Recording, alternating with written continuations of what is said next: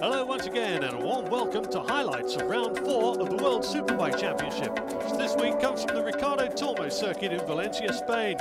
This circuit, which has been holding races since it opened in 1999, is unique in Europe, as it's built in a natural amphitheatre, allowing a full house of 65,000 fans to see every aspect of the circuit.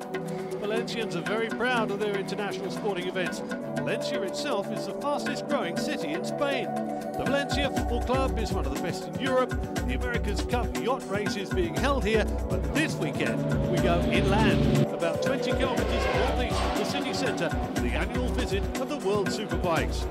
And the bike-crazy Spanish fans may really have something to cheer about this weekend, as Spain's own Rubens had a great outing at the last race in Donington Park to take 4th place, which meant he was very confident coming into his home race. But there are plenty of other riders who are in need of points, including current world champion Troy Bayliss, who scored nothing from round 3 when he fell while leading race 1 and lost much of his little finger in the process. He was back in the saddle, but so too were the championship leaders. James Toseland led the championship with 115 points, 5 ahead of Max Biaggi, Bayliss trailing in 6th place. After his win at Donington, Haga was 3rd, with the new R1 Yamaha proving a force to be reckoned with in the 2007 season. In fact, with the test in Valencia, after round 2, the R1 was developing quickly.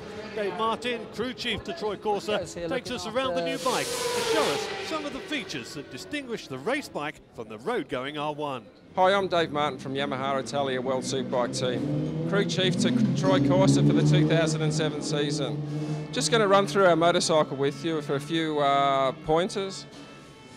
Firstly, we use Öhlins suspension, front and rear. It's a gas-operated system. Next up, we use Brembo brakes, front and rear once again.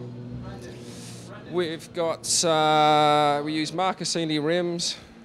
We've got various rim sizes for different conditions and also for different tracks.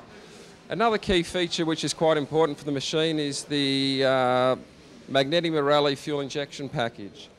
This is the view that you'll see that the rider will get to see. There's various channels there that we can play with to change the engine configuration around. And the season for us has been a little bit up and down. We had a few not so good results at the first couple of races, but then at Donington we had a win with Norrie and a 2nd and 3rd place for Troy Corsa. And we're looking for a stronger finish here this weekend with both riders. The Yamaha and the rest of the field would certainly be up against it, as the championship had its first wet Superpole of the year.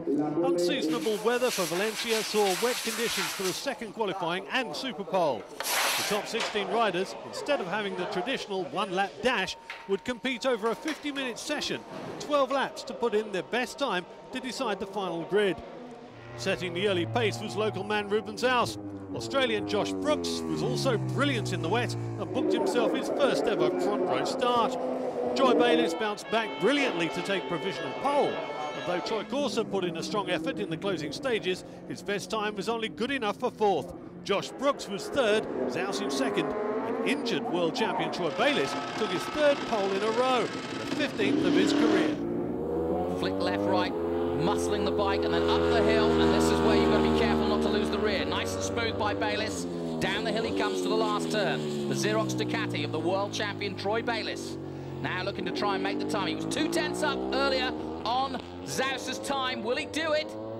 He muscles his way to straighten the bike. He's chasing 152.0, 151, and he does it. Well, I'm not going to dwell on those. They've had enough time to get better. I've come here, I'm feeling quite good, and I was pretty happy with the way that I felt on the bike, considering. But yeah, our situation work as normal, and the team worked very well, and we're quite happy with the way things have gone.